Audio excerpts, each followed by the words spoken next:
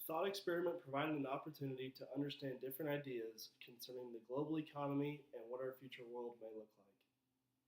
I found several ideas very interesting and unique, but the professional backgrounds of each of the theorists proved their credibility when providing the audience with evidence regarding personal and global welfare.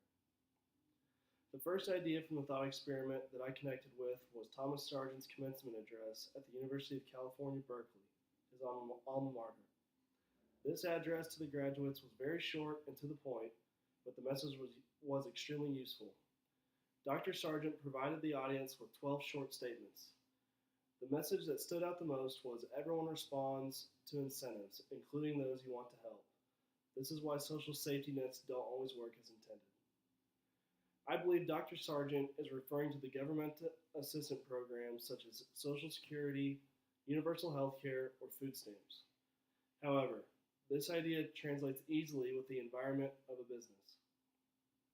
If employees are awarded safety nets, they may feel less inclined to work their hardest and improve the circumstances of the firm.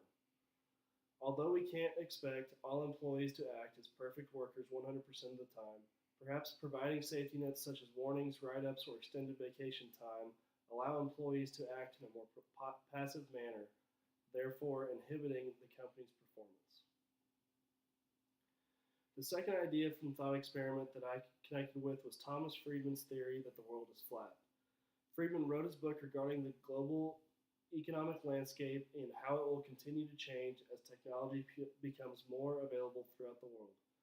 Basically, Friedman states that the rest of the world is catching the standard being set by the United States regarding the global economy. Friedman gave his speech in 2005, so it is interesting to look back on the past 13 years and see how accurate Friedman's theory was. Firms in other countries are finding ways to compete in the global setting. Modern firms will likely have to adjust their business strategies to target more customers than ever before as the world becomes more and more technologically advanced and economically capable. The third and final idea from the thought experiment that I connected with was Dorothy Sayers' theory of the triple overlap. In my essay, I wrote about a personal experience with the triple overlap of opportunities, abilities, and desire to accomplish a goal or complete a life objective. However, the triple overlap could certainly apply to modern firms as well. Companies may have the opportunity to expand their target customer base as the world becomes smaller and more connected. Companies may acquire the ability to strengthen their financial position by creating more of a global effort to sell their goods and services. However, perhaps globalization isn't for every modern firm. Perhaps not all companies have the desire to expand their business efforts to a larger scale. Desire completes the triple overlap. Without desire, nothing can ever be truly accomplished. If all these theories were to occur at the same time, the global economy would be complete.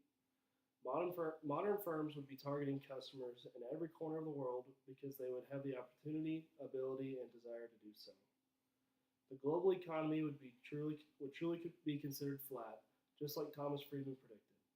Capitalism and competition would be in perfect equilibrium, with firms from every country interacting with customers and other firms from every part of the world.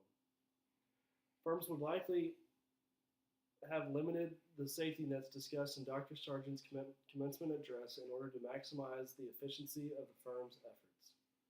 Regardless, the firms would be implementing each of Sargent's, Friedman's, and Sayers' ideas to achieve a competitive global atmosphere. Overall, the thought experiment provided plenty of unique ideas. It will be interesting to see how each of these expert opinions transform our world over the next several years.